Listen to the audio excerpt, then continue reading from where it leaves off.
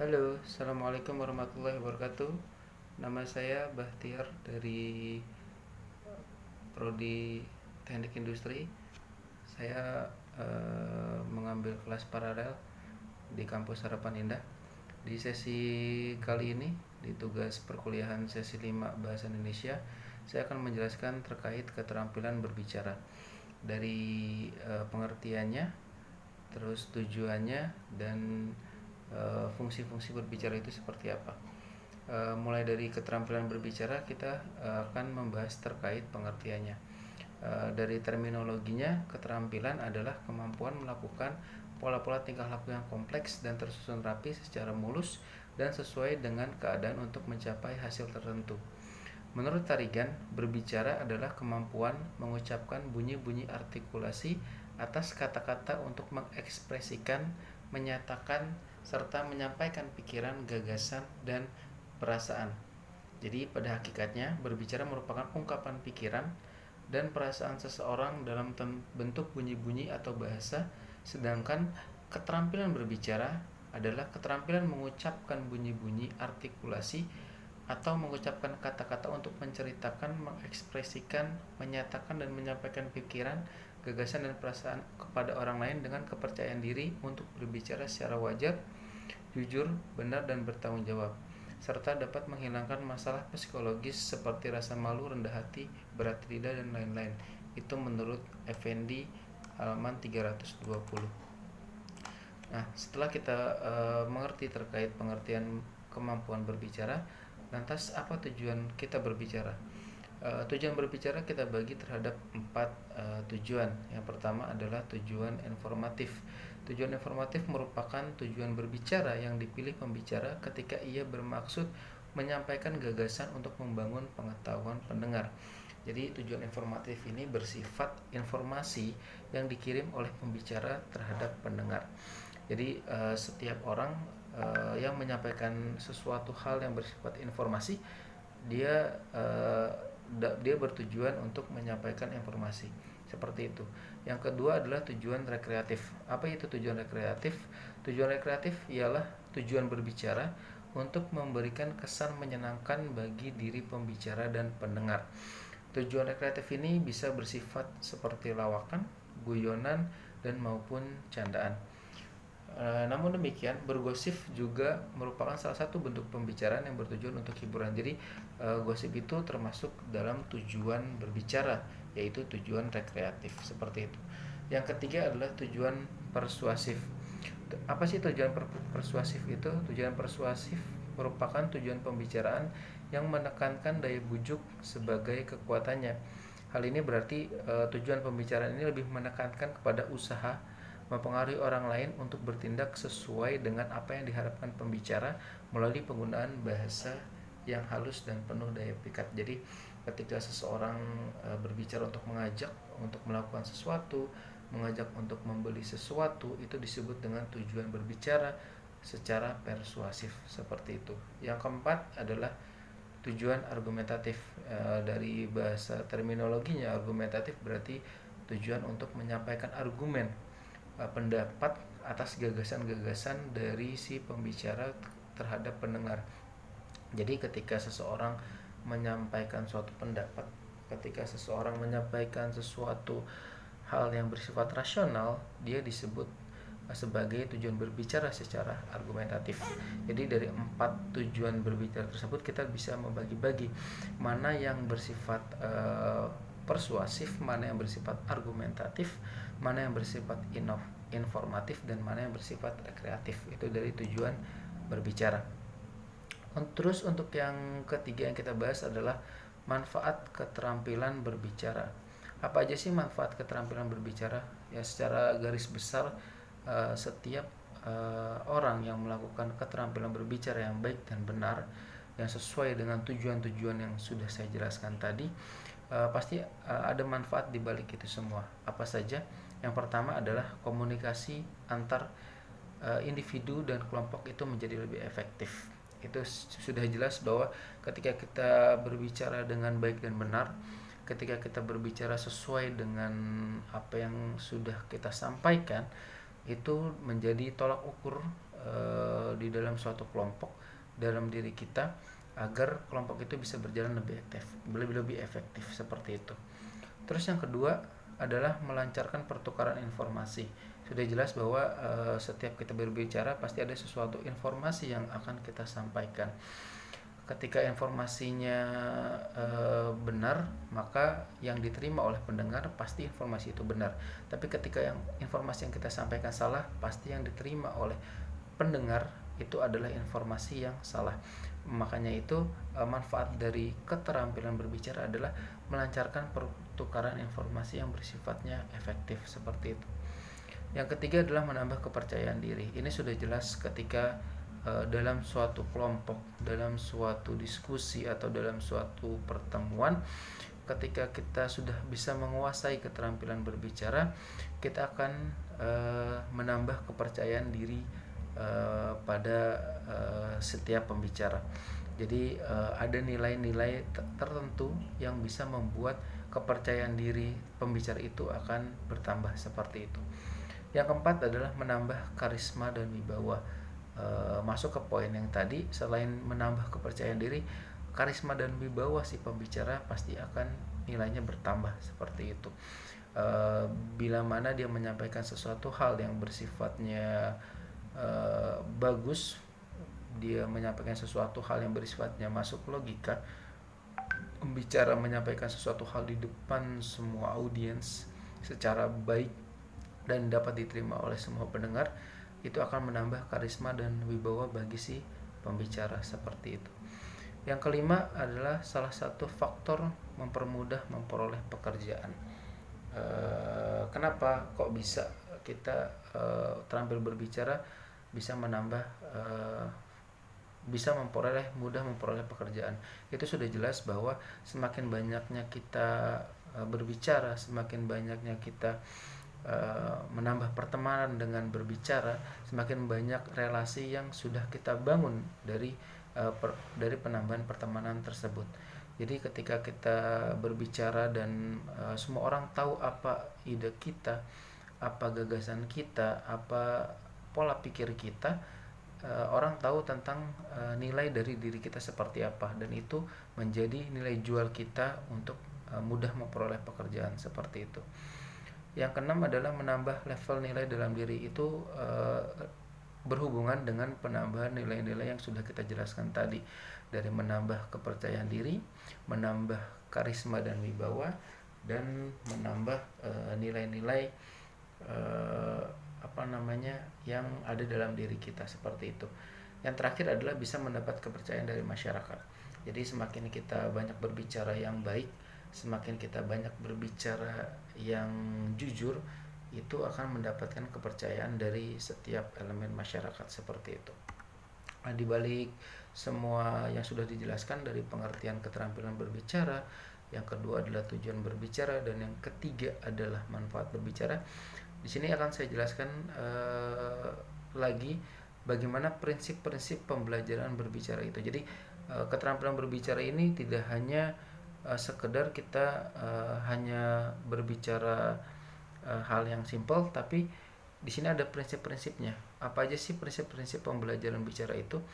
Di sini akan saya jelaskan ada 6 prinsip pembelajaran berbicara. Jadi selain harus kita tegas dalam berbicara, kita diksinya tepat dalam berbicara, kita juga harus tahu prinsip-prinsip pembelajaran berbicara itu seperti apa. Yang pertama, pembelajaran berbicara harus ditujukan untuk membentuk kematangan psikologis anak dalam hal berbicara. Jadi berbicara itu untuk mematangkan nilai-nilai psikologis yang ada dalam anak-anak yang ingin berbicara seperti itu. Yang kedua adalah pembelajaran berbicara harus melibatkan anak secara langsung berbicara dalam berbagai konteks. Jadi bukan hanya sekedar teori, tapi berbicara itu harus segera dengan praktek dan dalam berbagai konteks tertentu, ya, dalam konteks formal, dalam konteks informal, atau dalam konteks wawancara misalkan terhadap si pewawancara dan yang diwawancari seperti itu. Yang ketiga adalah pembelajaran berbicara harus dilakukan melalui pola pembelajaran interaktif. Jadi setiap pembelajaran itu harus ditekankan secara interaktif. Ada seksi tanya jawab, ada sesi kuis, atau ada sesi dia harus presentasi seperti itu. Jadi kalau setiap pembelajaran ditekankan kepada pola pembelajaran interaktif, anak akan lebih cepat mengerti seperti itu. Yang keempat adalah pembelajaran berbicara harus dilakukan sekaligus dengan membekali strategi berbicara. Jadi setiap berbicara itu harus ada strategi-strateginya. Apa aja sih strategi-strateginya? Yang pertama mungkin untuk berbicara itu kita harus punya konsep dasar materi yang kita akan sampaikan. Kalau semakin matang konsep yang sudah kita buat, akan semakin mudah kita menyampaikan kepada pendengar atau audiens seperti itu. Yang kelima adalah pembelajaran berbicara harus pula dilakukan seiring dengan pengukuran kemampuan berbicara secara tepat melalui praktek langsung. Jadi setelah kita lakukan praktek berbicara, kita di situ ada nilai ukurnya. Sejauh mana pembelajaran yang sudah kita lakukan berbicara itu nilainya mencukupi, ataukah memang kita harus mengulang lagi untuk keterampilan berbicara, atau memang kita sudah paham bagaimana kita melakukan pembicaraan seperti itu. Dan yang terakhir adalah pembelajaran berbicara harus diorientasikan pada pembentukan kemahiran berbicara atau membentuk siswa menjadi pembicara yang kreatif. Jadi maksudnya pembicara yang kreatif ini adalah pembicara yang bukan hanya sekedar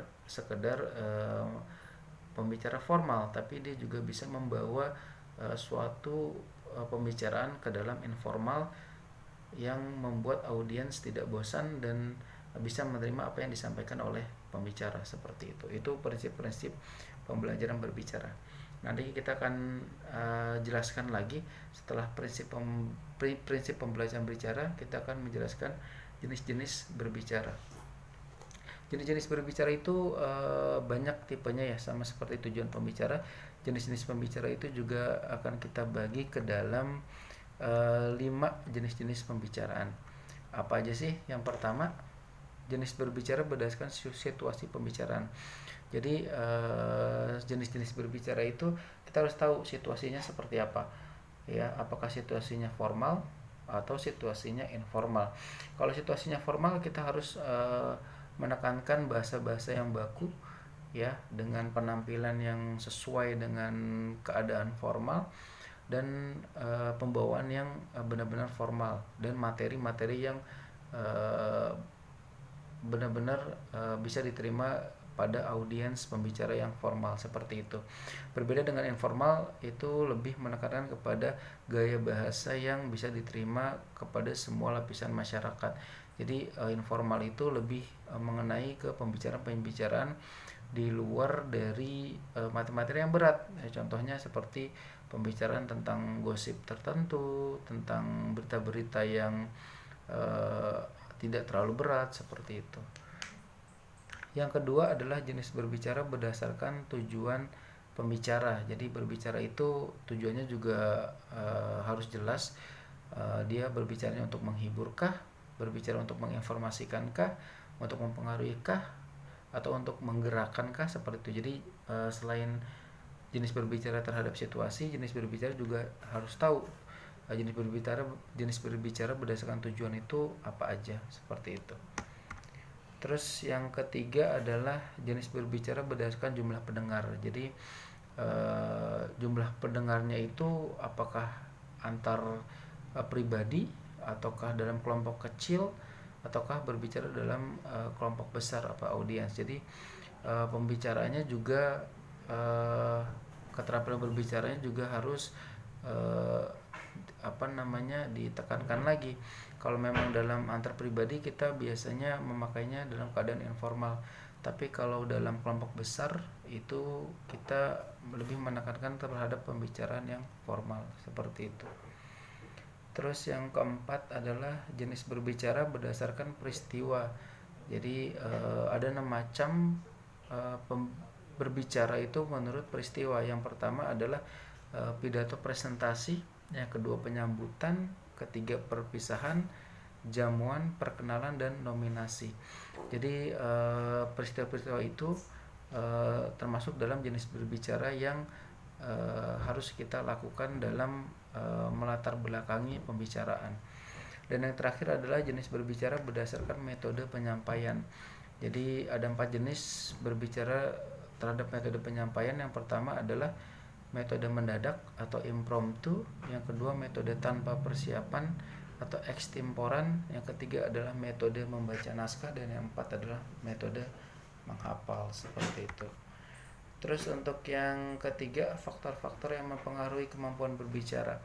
Jadi selain ada prinsip-prinsip pembelajaran berbicara, terus yang kedua jenis-jenis berbicara, yang ketiga adalah faktor-faktor yang mempengaruhi seseorang itu mampu dalam berbicara. Yang pertama adalah kepekaan terhadap fenomena faktor. Apa sih maksudnya? Jadi pembicara itu mampu untuk menjadikan sebuah fenomena sebagai sumber ide. Jadi seseorang pembicara yang baik akan menjadikan segala sesuatu yang ada di sekitarnya, walaupun sekecil apapun, sebagai sumber ide. Jadi misalkan ada suatu kejadian di dalam perjalanan dia menuju rumah, misalkan tiba-tiba dia berkesimpulan dan dia membuat suatu omongan, terus dia berbicara terhadap temannya.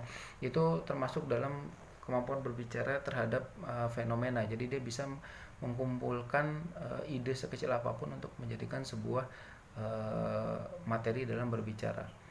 Terus yang kedua adalah kemampuan kognisi dan imajinasi kemampuan. Jadi imajinasi si pembicara ini jika dia bagus, dia akan bisa lebih mengembangkan materi dalam berbicara. Jadi semakin bagusnya kognisi dan imajinasi si pembicara, semakin bagusnya materi yang disampaikan oleh si pembicara, seperti itu. Yang ketiga adalah kemampuan berbahasa. Ya, ini sudah jelas bahwa semakin banyak bahasa yang kita kuasai, semakin banyak pula semakin baik pula kemampuan berbicara kita. Jadi semakin minimnya kemampuan bahasa yang kita kuasai, semakin dikit pula, semakin jelek pula kemampuan berbicara yang kita kerjakan, seperti itu. Yang terakhir adalah kemampuan psikologis. Jadi ini ada kaitannya dengan keberanian si pembicara, ketenangan si pembicara, dan daya adaptasi si pembicara dalam membawa tema materi yang dia sampaikan. Jadi semakin kemampuan psikologisnya bagus, semakin dia berani, semakin dia tenang, semakin dia bisa cepat beradaptasi dalam suatu lingkungan, pembicaraannya juga, kemampuan berbicara juga semakin bagus, seperti itu. Terus